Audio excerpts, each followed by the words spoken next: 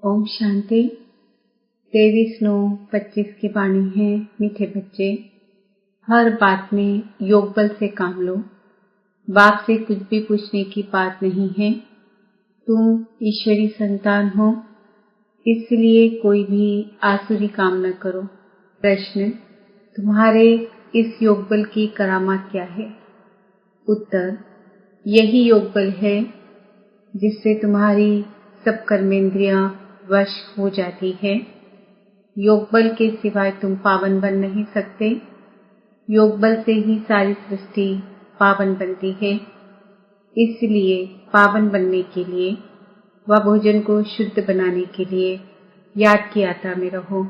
युक्ति से चलो, नम्रता से व्यवहार करो। ओम शांति। रूहानी बाप रूहानी बच्चों को समझाते हैं। दुनिया में किसको मालूम नहीं है कि रूहानी बाप आकर स्वर्ग की व नई दुनिया की स्थापना कैसे करते हैं। कोई भी नहीं जानते हैं। तुम बाप से कोई भी प्रकार की मांगनी नहीं कर सकते हो। बाप सब कुछ समझाते हैं। कुछ भी पूछने की दरकार नहीं रहती। सब कुछ आप ही समझाते रहते हैं। बाप कहते हैं, मुझे कल इस भारत खंड में आकर क्या करना है, तो मैं जानता हूँ, तुम नहीं जानते। रोज रोज समझाते रहते हैं। कोई भल एक अक्षर भी ना पूछे तो भी सब कुछ समझाते रहते हैं। कभी पूछते हैं खान पान की तकलीफ होती है। अब यह तो समझ की बात है। बाबा ने कह दिया है, हर बात में योग बल से काम लो, याद की यात्रा से काम लो, और कहाँ भी जाओ तो मुख्य बात बाप को जरूर याद करना है और कोई भी आसुरी काम नहीं करना है। हम ईश्वरी संतान हैं। वह है सबका बाप। सबके लिए शिक्षा यह एक ही देंगे। बाप शिक्षा देते हैं। बच्चे स्वर्ग का मालिक बनना है। राजाई में भी पोजीशन तो होती है ना। हर एक के पुरुषार्थ अनुसार मर्तबा होता है। पुरुषार्थ बच्चों को करना है और प्रारब्ध भी बच्चों को पानी है। पुरुषार्थ कराने के लिए बाप आते हैं। तुमको कुछ भी पता नहीं था कि बाप कब आएंगे, क्या आकर करेंगे, कहाँ ले जाएंगे। बाप ही आकर समझाते हैं। ड्रामा के प्लान अनुसार तुम कहाँ से गिरे हो, एकदम ऊंच चोटी से। जरा भी बुद्धि में नहीं आता कि हम कौन हैं। अब महसूस करते हो ना। तुमको स्वप्न में भी नहीं था कि बाप आकर क्या करेंगे। तुम भी कुछ नहीं जानते थे। अब बाप मिला हुआ है तो समझते हो। ऐसे बाप के ऊपर तो न्यौछावर होना पड़े। जैसे पतिव्रता स्त्री होती है तो पति पर कितना न्यौछावर जाती है। चीता पर चढ़ने में भी डर नहीं होता है। कितनी बहादुर होती है। आगे चीता पर बहुत चढ़ती थी। यहाँ बाबा तो ऐसी कोई तकलीफ नहीं देते हैं। भल नाम ज्ञान चीता है, परंतु जलने करने की कोई बात नहीं। बाप बिल्कुल ऐसे समझाते हैं जैसे मक्खन से बाल। बच्चे समझते हैं बरोबर जन्म जन्मांतर का सिर पर बोझा है। कोई एक अजामिल नहीं। हर एक मनुष्य एक दो से जास्ती अजामिल है। मनुष्यों को क्या पता पास्ट जन्म में क्या क्या किया है। अभी तुम समझते हो पाप ही किए हैं। वास्तव में पुण्य आत्मा एक भी नहीं है। सब है पाप आत्माएं। पुण्य करें तो पुण्य आत्मा बन जाए। पुण्य आत्माएं होती है सत्युग में। कोई ने हॉस्पिटल आदि बनाई सो क्या हुआ, सीढ़ी उतरने से थोड़े ही बच जाएगा। चढ़ती कला तो नहीं होती है ना, गिरते ही जाते हैं। यह बाप तो ऐसा बिलवेट है जिस पर कहते हैं जीते जी न्यौछावर जाए, क्योंकि पतियों का पति बापों का बाप सबसे ऊंच है। बच्चों को अभी बाप जगा रहे हैं। ऐसा बाबा जो स्वर्ग का मालिक बनाते हैं कितना साधारण है। शुरू में बच्चियां जब बीमार पड़ती थी तो बाबा खुद उनकी सेवा करते थे। अहंकार कुछ भी नहीं। बाप दादा ऊंचते ऊंचे कहते हैं जैसे कर्म मैं इसे कराऊंगा या करूंगा, दोनों जैसे एक हो जाते हैं। पता थोड़े ही पड़ता है बाप क्या करते हैं, दादा क्या करते हैं। कर्म अकर्म विकर्म की गति बाप ही बैठकर समझाते हैं। बाप बहुत ऊंचे हैं, माया का भी कितना प्रभाव है। ईश्वर बाप कहते हैं ऐसा मत करो तो भी नहीं मानते हैं।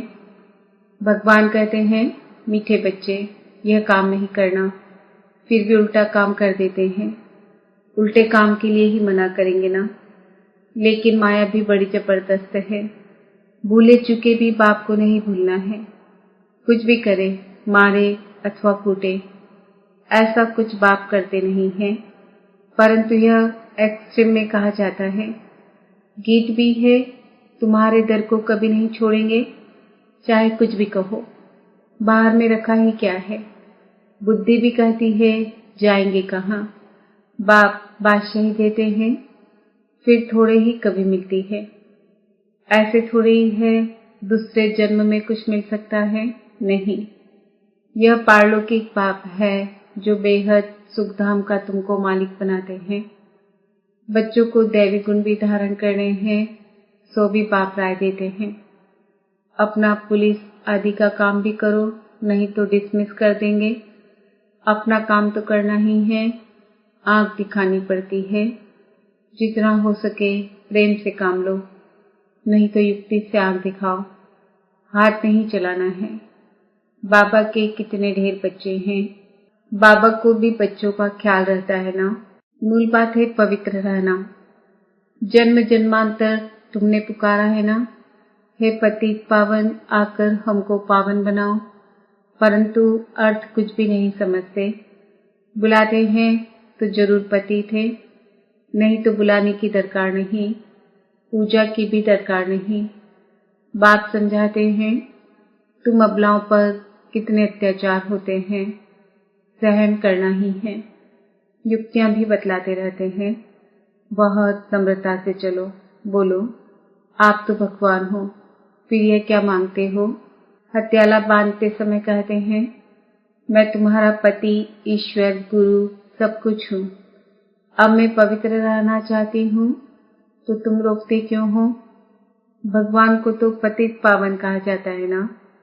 आप ही पावन बनाने वाले बन जाओ।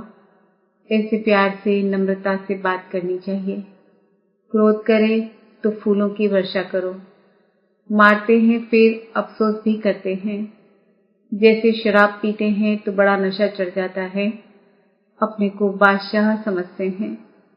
तो यह बीज भी ऐसी चीज है, बात मत पूछो। पछताते भी हैं, परंतु आदत पड़ी है तो वह टूटती नहीं है। एक दो बार विकार में गया, बस नशा चढ़ा, फिर गिरते रहेंगे। जैसे नशे की चीजें खुशी में लाती है, विकार भी ऐसे हैं। यहाँ फिर बड़ी मेहनत है। सिवाय योग बल के कोई भी कर्मेंद्रियों को वश नहीं कर सकते। योग बल की ही करामात है, तब तो नाम मशहूर है। बाहर से आते हैं यहाँ योग सीखने, शांति में बैठे रहेंगे, घर बार से दूर हो जाते हैं। वह तो है आधा कल्प के लिए आर्टिफिशियल शांति। किसको सच्ची शांति का मालूम ही नहीं। बाप कहते हैं बच्चे तुम्हारा स्वधर्म ही है शांत। इस शरीर से तुम कर्म करते हो। जब तक शरीर धारण न करे तब तक आत्मा शांत रहती है, फिर कहाँ न कहाँ जाकर प्रवेश करती है। यहाँ तो फिर कोई कोई सूक्ष्म शरीर से धक्के खाती रहती है। वह छाया के शरीर होते हैं। कोई दुख देने वाले होते हैं, कोई अच्छे होते हैं। यहाँ भी कोई भले मनुष्य होते हैं जो किसी को दुख नहीं देते हैं, कोई तो बहुत दुख देते हैं। कोई जैसे साधु महात्मा होते हैं। बाप समझाते हैं मीठे मीठे सिकिलते बच्चों, तुम 5000 वर्ष के बाद फिर से आकर मिले हो। क्या लेने आए? बाप ने बताया है तुमको क्या मिलने का है। बाबा आपसे क्या मिलना है, यह तो प्रश्न ही नहीं। आप तो हो ही हेवनली गॉडफादर, नई दुनिया के रचयिता, तो जरूर आपसे बादशाही ही मिलेगी। बाप कहते हैं थोड़ा भी कुछ समझ कर जाते हैं तो स्वर्ग में जरूर आ जाएंगे। हम स्वर्ग की स्थापना करने आए हैं। बड़े से बड़ा आसामी है भगवान और प्रजापिता ब्रह्मा। तुम जानते हो विष्णु कौन है, और कोई को भी पता नहीं है। तुम तो कहेंगे हम इनके घराने के हैं। ये लक्ष्मी नारायण तो सतयुग में राज्य करते हैं। ये चक्र आदि वास्तव में विष्णु को थोड़े ही हैं। यह अलंकार हम ब्राह्मणों के हैं। अभी यह नॉलेज है, सतयुग में थोड़े ही यह समझाएंगे। ऐसी बातें बताने की कोई में ताकत नहीं है। तुम इस 84 के चक्र को जानते हो। इनका अर्थ कोई समझ ना सके। बच्चों को बाप ने समझाया है, बच्चे समझ गए हैं। हमको तो यह अलंकार शौकते नहीं। हम अभी शिक्षा पा रहे हैं, पुरुषार्थ कर रहे हैं, फिर ऐसे बन जाएंगे। स्वदर्शन चक्र फिराते फिराते हम देवता बन जाएंगे। स्वदर्शन चक्र अर्थात रचयिता और रचना के आदि मध्य अंत को जानना है। सारी दुनिया में कोई भी यह समझा नहीं सकते कि सृष्टि का चक्र कैसे फिरता है। बाप कितना सहज कर समझाते हैं। इस चक्र की आयु इतनी बड़ी तो हो नहीं सकती। मनुष्य सृष्टि का ही समाचार सुनाया जाता है कि इतने मनुष्य हैं। ऐसे थोड़ी बताया जाता है कि कछुए कितने हैं, मछलियां आदि कितनी हैं। मनुष्यों की ही बात है। तुमसे भी प्रश्न पूछते हैं, बाप सब कुछ बतलाते रहते हैं, सिर्फ उस पर पूरा ध्यान देना है। बाबा ने समझाया है, योग बल से तुम सृष्टि को पावन बनाते हो। तो का योग बल से खाना शुद्ध नहीं हो सकता है? अच्छा, तुम तो ऐसे बने हो, फिर कोई को आप समान बनाते हो। अभी तुम बच्चे समझते हो कि बाप आया है स्वर्ग की बादशाही फिर से देने, तो इनको रिफ्यूज नहीं करना है। विश्व की बादशाही रिफ्यूज की तो खत्म, फिर रिफ्यूज में जाकर पड़ेंगे। ये सारी दुनिया है किचड़ा, तो इनको रिफ्यूज नहीं कहेंगे। दुनिया का हाल देखो क्या है। तुम तो जानते हो हम विश्व के मालिक बनते हैं। यह किसको पता नहीं है कि सतयुग में एक ही राज्य था। मानेंगे नहीं। अपना घमंड रहता है तो फिर जरा भी सुनते नहीं। कह देते यह सब आपकी कल्पना है। कल्पना से ही यह शरीर आदि बना हुआ है। अर्थ कुछ नहीं समझते, बस यह ईश्वर की कल्पना है। ईश्वर जो चाहे सो बनते हैं, उनका यह खेल है। ऐसी बातें करते हैं, बात मत पूछो। अभी तुम बच्चे जानते हो बाबा आया हुआ है। बुढ़िया भी कहती है बाबा हर 5000 वर्ष के बाद हम आपसे स्वर्ग का वर्षा लेते हैं। हम अभी आए हैं स्वर्ग की राजाई लेने। तुम जानते हो कि सभी एक्टर्स का अपना पार्ट है। एक का पार्ट ना मिले दूसरे से, तुम फिर इसी ही नाम रूप में आकर इसी समय बाप से वर्षा लेने का पुरुषार्थ करेंगे। कितनी अथाह कमाई है। भल बाबा कहते हैं थोड़ा भी सुना है तो स्वर्ग में आ जाएंगे, परंतु हर एक मनुष्य पुरुषार्थ तो उज बनने का ही करते हैं ना। तो पुरुषार्थ है फर्स्ट। अच्छा, मीठे मीठे सिकिलते बच्चों प्रति माता पिता बाप दादा का याद प्यार और गुड मॉर्निंग। रूहानी बाप की रूहानी बच्चों को नमस्ते। हम रूहानी बच्चों की रूहानी माता पिता बाप दादा को याद प्यार गुड मॉर्निंग नमस्ते ओम शांति। धारणा के लिए मुख्य सार। जैसे बाबा बच्चों की सेवा करते हैं, कोई अहंकार नहीं, ऐसे फॉलो करना है। बाप की श्रीमत पर चलकर विश्व की बादशाही लेनी है, रिफ्यूज नहीं करनी है। बापों का बाप, पतियों का पति जो सबसे ऊंचे है, बिलबेड है, उस पर जीते जी न्योछावर जाना है। ज्ञान चिता पर बैठना है। कभी भूले चुके भी बाप को भूल उल्टा काम नहीं करना है। वरदान। खुशियों के अखुट खजाने से भरपूर सदा बेफिक्र बादशाह भव। खुशियों के सागर द्वारा रोज खुशी का खुद खजाना मिलता है, इसलिए किसी भी परिस्थिति में खुशी गायब नहीं हो सकती।